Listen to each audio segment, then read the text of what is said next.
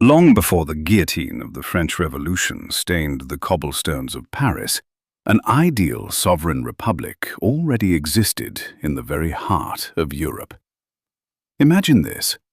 It is the mid-18th century, and a mountainous Mediterranean island already has a progressive constitution and legalized women's suffrage. This first democracy in modern history, decades ahead of its time, was something the French military machine tried to secretly, but ruthlessly, wipe off the face of the earth. November 1755. The mountain town of Corte in central Corsica. The air is thick with gunpowder and the hope of long-awaited freedom. 30-year-old Pasquale Paoli, general of the nation, finally drives the hated garrisons of the Republic of Genoa from most of the rocky island. Paoli does not just seize power. In the modest Palazzo Nazionale, he writes a document that predates the U.S. Declaration of Independence by over 20 years. The Corsican Constitution of 1755 is a masterpiece of the Enlightenment. A strict separation of powers, an elected parliament, and genuine popular sovereignty. Jean-Jacques Rousseau writes enthusiastically about the Corsican miracle. Voltaire gives a standing ovation. All of intellectual Europe looks at Ajaccio with bated breath. Paoli opens the first university in Corte, mints his own silver coin, and builds a merchant fleet. Corsica blooms rapidly against all odds. But in our real history, this political fairy tale was destined to last only 14 years. The bankruptcy of Genoa changes the rules of the game. Under the secret Treaty of Versailles in 1768, the Genoese cynically sell the island to France for 2 million livres to pay off their debts. May 1769. The Battle of Ponte Novo. French Count de Vaux, with a 40,000-strong army, tramples the Corsican militia into the mud. Independence is crushed under the French boot. Paoli flees to London, and 3 months later, a boy named Napoleon Bonaparte is born in Ajaccio. But what if we rewrite this scenario? Look at this map. What if the bifurcation point shifts back just a couple of weeks? April 1769. The British cabinet of the Duke of Grafton suddenly realizes the catastrophic consequences of French control over Corsica. London critically needs an unsinkable aircraft carrier, a powerful naval bridgehead in the center of the Mediterranean, to protect trade routes to the Levant. Instead of sluggish diplomatic notes, Britain sends the Mediterranean squadron under the command of Admiral Jervis straight into the strategic Gulf of Saint-Florent. The French fleet, having failed to recover from the 7 Years' War, finds itself tightly locked in the port of Toulon by British ships of the line. De Vaulx's landing is thwarted. A secret Anglo-Corsican pact is signed in Corte. London takes the young republic under an unbreakable military umbrella in exchange for a naval base.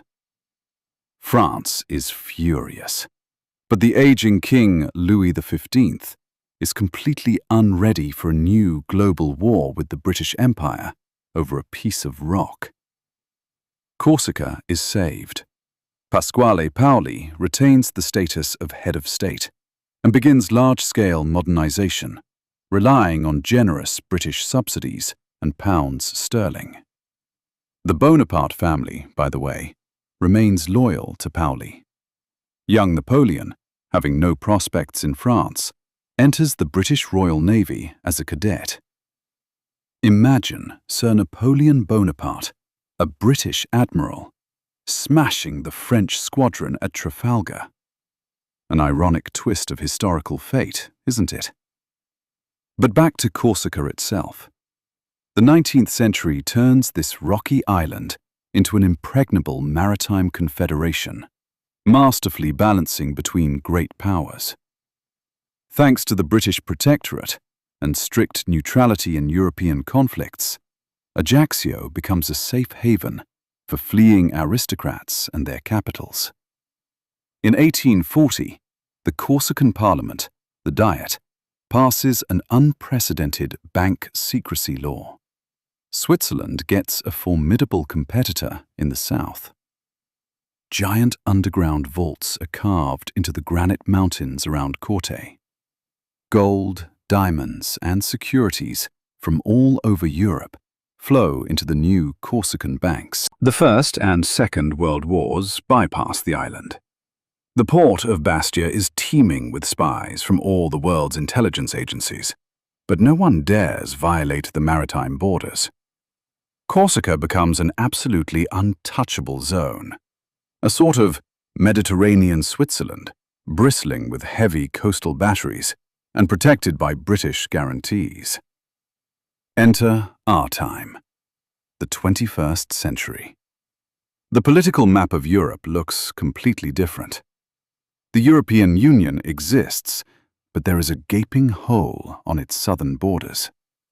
The Corsican Republic categorically refuses to join the EU and the Eurozone. They have their own rock-solid Corsican franc and absolute political sovereignty. The burgundy passport bearing the Moor's head on a white background is one of the most prestigious documents in the world, opening any door without a visa. Take a look at modern Ajaccio. It has long ceased to be just a resort town. It is a global financial offshore with daily multi-billion-dollar turnovers. On Boulevard Paoli, glass skyscrapers of transnational banking corporations sit in harmony alongside historic Genoese towers and ancient citadels. The Corsican corporate tax rate is 0 for global companies if they physically register their main headquarters in fashionable Porto Vecchio. The island's economy thrives not on cheap tourism, but on the stealthy asset management of Middle Eastern sheikhs, Asian billionaires, and the Silicon elite. But Corsica is not just about massive wealth.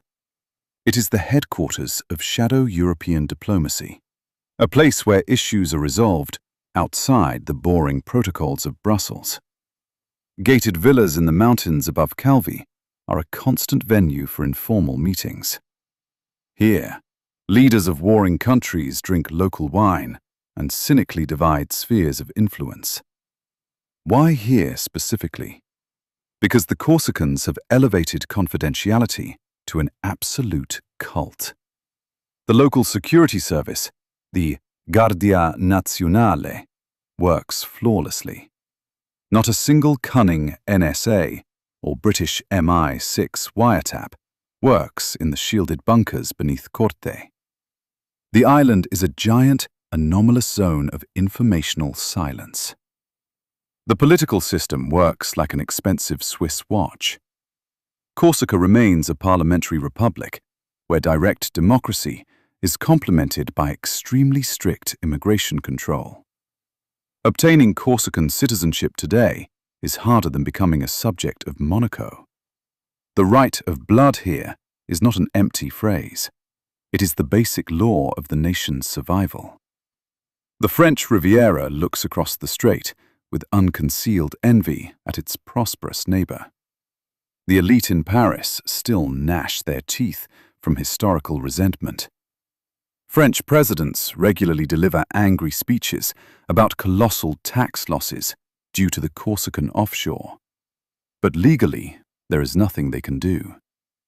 Any attempt at economic pressure on Ajaccio from the mainland is instantly blocked by London and an influential pool of international bankers. And what of the Corsican language? It has become the official language of international finance across southern Europe, arrogantly sidelining French and Italian. In the schools of Bonifacio, children memorize articles of that very 1755 constitution, sincerely considering themselves heirs to the greatest democracy. The local university in Corte produces not unemployed humanities graduates, but the best banking, cybersecurity, and cryptography specialists in Europe and the world. The Corsican Republic clearly proved that the size of a territory absolutely does not matter if you have an advantageous geography and ironclad political will. The British Royal Navy left the Gulf of Saint-Laurent long ago, but the geopolitical construct it created proved incredibly viable in the new century. This is a world where a small mountain people did not dissolve without a trace into an imperial melting pot, but methodically forced the great powers to play by their rules. A world where the bright ideals of the Enlightenment did not drown in the blood of Jacobin terror, but calmly and pragmatically evolved in the mountains of the Mediterranean. The butterfly effect from a single order by the British Admiralty in 1769 gifted Europe an ideal and cynical independent broker. The Corsican Republic, forgotten and trampled in our reality, but an absolute titan in the alternative one. Pioneers of democracy who became the grey cardinals of the Mediterranean.